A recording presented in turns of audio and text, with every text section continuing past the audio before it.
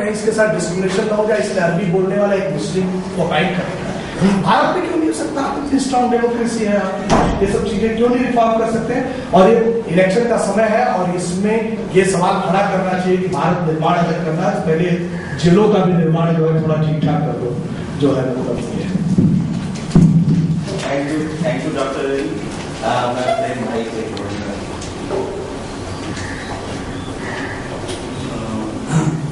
सबको आवाज आ रही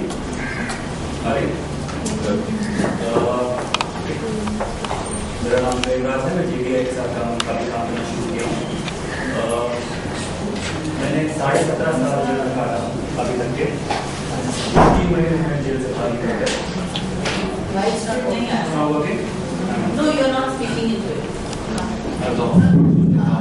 हाँ जी, sorry. Good afternoon once again. और मैं जीडीआई के साथ काम कर रहा हूँ, जो मेरे बॉस रहते हैं, इज माय बॉस। एंड मुझे लगता था कि मैं जेल में हूँ। आई स्पेंड 17.5 years में।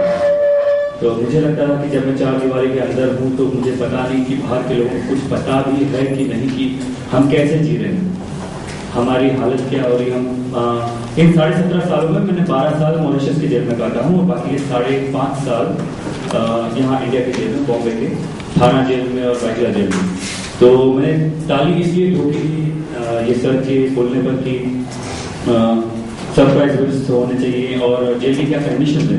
तो आज इस फोरम में आके, इस मीटिंग में आके मुझे लग रहा है कि जो अंदर हैं उनकी आवाज़ लोगों तक पहुंची है। एंड हमें पता है, लोगों को यहाँ पर पता है कि क्या हो रहा है वहाँ पर, बट सिर्फ पता होना ही जरूरी है या उसके ऊपर एक्शन किस तरीके से लिया जा रहा है। आई मीन मीटिंग्स हो रहे हैं, वेल एंड गुड, चाय नाश्ता हो रहा है, वेल एंड गुड, खाना हो रहा है, well and good, but at the end of the day क्या हो रहा है? इम्प्लीमेंटेशन हुए हैं कि नहीं? क्योंकि आज भी मेरे ख्याल से कानून हैं इंडिया में which are good for the prisoners and the rights of prisoners and everything, but are they being implemented? Implementation हो रहा है कि नहीं? हम सोच रहे हैं कि नए कानून बनाएं या उनके अंदर चेंजेस लाएं, बट जो ऑलरेडी एग्जिस्टिंग है, जो एग्जिस्टिंग फ्रेमवर्क है, उसको क्या इम्प्लीमेंट किया जा रहा है नहीं, वो मेरा एक सवाल होगा। और लिविंग कंडीशंस के बारे में जो पूछा जा रहा है, I would say it is pathetic. I am sorry to say this, but it is pathetic, really bad. उसके अलावा हमारे पास कानून है, जैसे कि आपने कहा कि सैटरडे संडे छोड़ दिया जाता है, वैसे यूके में भी है और मेरे काफ़ी फ्रेंड्स दूसरे जेलों में भी हैं। सो उनसे पता चलता है कि ऐसे कानून हैं, इंडिया में भी है, फरलॉ जिसको बोलते हैं, परोल जिसको बोलते हैं। बट क्या ये फरलॉ और परोल हर एक को मिलता है या उन्हीं लोगों को मिलता है जिनके पास कनेक्शंस हो और ज़्यादा पैसे हों? मुझे इन 5.5 साल में 3 बार परोल पे आना, मेरी हालत खराब हो गई थी। माई पेरेंट्स को नॉट वर्क, भला हो हमारे भाइयों का HRL का और JBI का, जिन्होंने मुझे मतलब इतना एक्टिव वो किया कि जिसकी वजह से आज मैं यहाँ पर बाहर बैठा हूँ 3 मंथ। मुझे आज से 7.5 साल पहले फ्री हो जाना चाहिए था, बट नहीं हुआ because of the incompetency of the government. मैंने इनन्यूमरेबल लेटर्स लिखा हूँ, innumerable, you can't even think where all I have written, every department with the government, everywhere, और हर बार मुझे रिजेक्ट कर दिया गया। मैंने पॉइंट्स ऑफ लॉ निकाले थे कि भाई आपने ही ये कानून बनाया है, आपने ही ये ट्रीटी साइन की है, तो ये देखिए जो आप बोल रहे हो उसको भी इम्प्लीमेंट कीजिए। मुझे बोला गया ऐसा नहीं हो सकता, रिजेक्शन पे रिजेक्शन पे रिजेक्शन पे rejection, but by God grace मेरे अंदर इतनी शक्ति थी कि I could still fight and God sent some very lovely people in my life, जिन्होंने मुझे आज छुड़वाया है और आज मैं यहाँ पर बैठा हूँ। तो बट मेरे साथ ऐसा हुआ, बाकी के हजारों लाखों लोग जो अंदर है उनका क्या? हम मिल रहे हैं, well, but what is the outcome of all these meetings that are happening? Outcome is what I would like to know and I would like to actively work according to that. एक और चीज है जो है, हमारा system है कि हम इंस्टीट्यूशंस को कहते हैं कि these are reform institutions, but मुझे लगता है कि सिर्फ उसको एक अलग नाम दे दिया गया जस्ट टू ब्यूटीफाई कि इंटरनेशनल कम्युनिटी के सामने कि हम उसको जेल नहीं बोलते हैं, हम उसको प्रिजन नहीं बोलते हैं, बट हम उसको भी रिफॉर्म इंस्टीट्यूशन बोलते हैं। बट एक्चुअलिटी में क्या वो एक रिफॉर्म इंस्टीट्यूशन है या अभी भी पनिशिंग पीनल इंस्टीट्यूशन है जहां पर लोगों को पनिश करने के लिए रखा जाता है? और उसके अंदर रिहैबिलिटेशन कहीं से कहीं तक मुझे नहीं दिखाई दी। एजुकेशन ऑफ प्रिजनर्स में कितनी बार गया, मुझे I want to study further, नहीं। एक्सरसाइज एक नॉर्मल चीज़ है कि इंसान को फिजिकली फिट रहने के लिए एक्सरसाइज होना चाहिए, बिल्कुल नहीं। आपको मेडिकल कंडीशन, क्यों? पैसे हैं तो आपको मेडिकल फैसिलिटीज मिल सकती हैं, पैसे हैं तो आप बाहर के हॉस्पिटल जा सकते हो, पैसे हैं तो आपको ये सब चीज़ें हो सकती हैं, वो अदरवाइज नहीं। जैसे कि भाई साहब ने कहा कि इनके कजिन तो आप जाके मिले थे वहाँ पर, and you saw the condition that you are living in, and at the same time what about the others who were there who could not afford that or didn't have that clout or didn't have that money or didn't have that connection? What about those people? I know I'm just coming out with just question marks, but I think ये question marks के ऊपर ही हमें काम करना है, जिसके हमें answer ढूंढने हैं। क्योंकि क्वेश्चन मार्क्स तो मुझे अभी तक लग रहा था कि हमें काफी लोगों को पता नहीं, बट ये नेशनल कंसल्टेशन के अंदर देख के पता चला कि ऐसे इतने महान लोग हैं यहाँ पर कि they already are aware of that, but I would just request all of you all to just get together, form a committee और form such a thing, I don't know, where we can find the answers to all this questions. और जैसे कि Mauritius में था कि welfare officers होते हैं वहाँ पर, अगर एक कोई कैदी आया जेल में तो इमीडिएटली उसको उस वेलफेयर ऑफिसर के पास ले जाया जाता है, भाई तुम्हारे घर वालों को, यहाँ पर तो कितने लोगों के घर वालों को ही नहीं पता कि आप जेल में आए हो या नहीं, कितनों को नहीं पता है, वो लोग बाहर ढूंढे चले जा रहे हैं, कोई मौचुरी में जाके ढूंढ रहा है तो कोई पुलिस स्टेशन में जाके ढूंढ रहा है, और वो इंसान कहाँ है? वो जेल में है, 1 महीने 2 महीने की सजा या 1 हफ्ते की सजा। एटलीस्ट उसकी फैमिली को तो पता होना चाहिए कहाँ है वो, तो यहाँ पर वो सिस्टम ही नहीं है। वहां पर क्या होता है कि इमीडिएटली वेलफेयर ऑफिसर होता है तो आपको लेके आपकी फैमिली को पता है नहीं पता है, आपके सामने हम फोन करेंगे, कौन है क्या है, ओके आपके हस्बैंड यहाँ पर हैं, आपके ब्रदर यहाँ पर हैं, विजिटिंग आवर्स ये हैं, आप ये चीज ला सकती हैं, ये चीज नहीं ला सकती, please come and visit him. आपके वकील को फोन किया जाता है, यहाँ पर ऐसा कुछ भी नहीं। विजिटिंग आवर्स जो है, विजिटिंग पैसे हैं तो विजिट मिलेगी, पैसे नहीं है तो आपका हक भी नहीं मिलेगा आपको। Isn't that a wrong thing? आपके परिवार रुकी हुई है बाहर, बट जिनके पास पैसा है वो आधे घंटे की जगह 3-3, 4-4 घंटे खड़े हुए हैं, and they getting the visits, and one जिसकी माँ पीछे रोज चली जा रही है, मुझे मेरे बेटे को शक्ल तो देखने दो, she is not getting the opportunity. ऐसा काफी महाराष्ट्र के अलावा मेरे ख्याल से काफी अदर स्टेट्स में टेलीफोन वगैरह भी लग चुके हैं। ऐसा हमारे महाराष्ट्र में क्यों नहीं हुआ, क्यों नहीं हो सकता?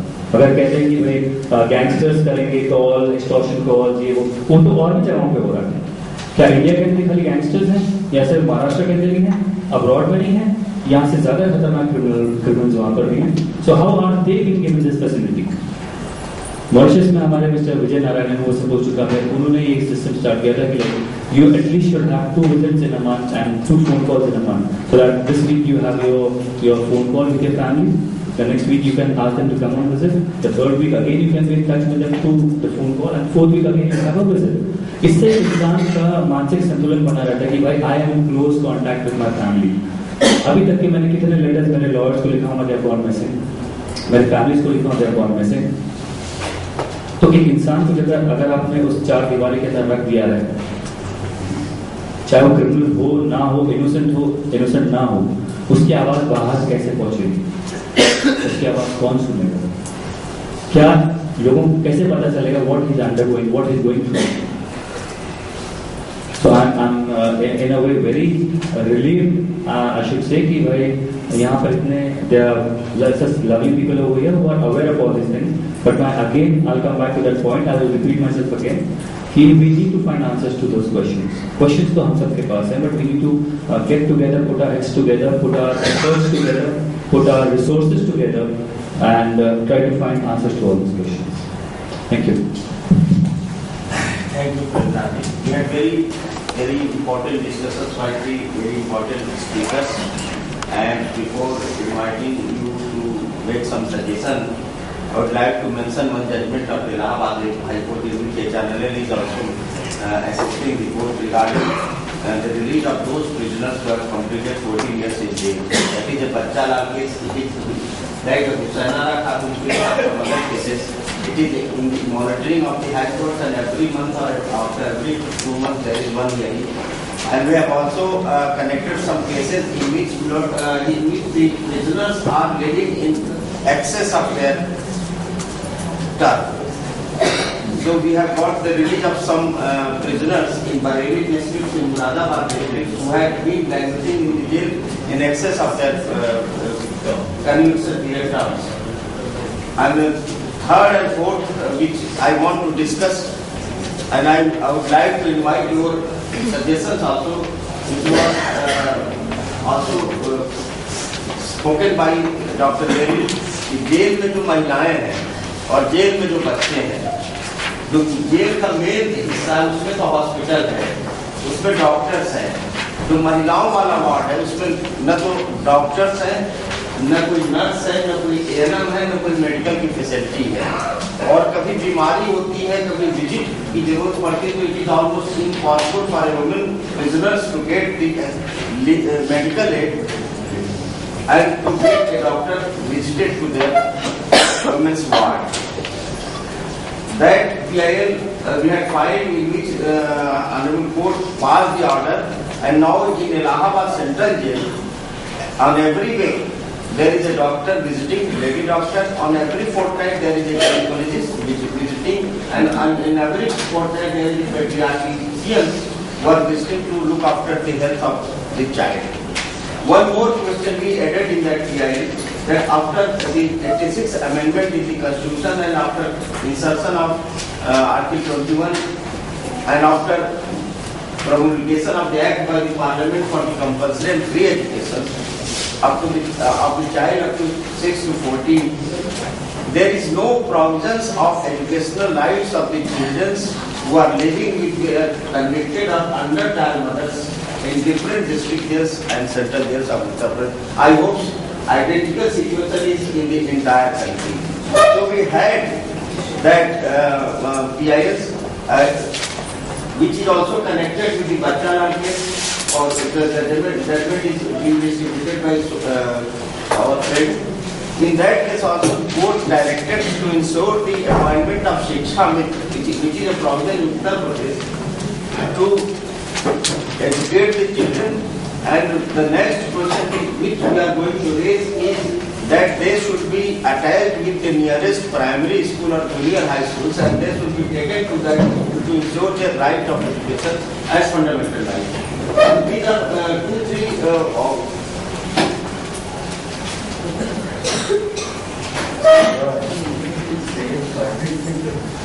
Sir, I think before the opening for discussion, so there's no basics are here.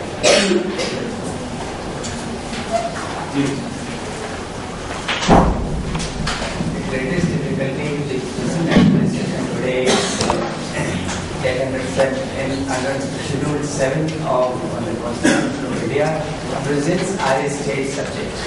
Therefore, there is so much of diversity in the management of prisons in different states that even if you bring about some changes in one state, the criticism will keep on repeating because some of the reforms are not there in the others.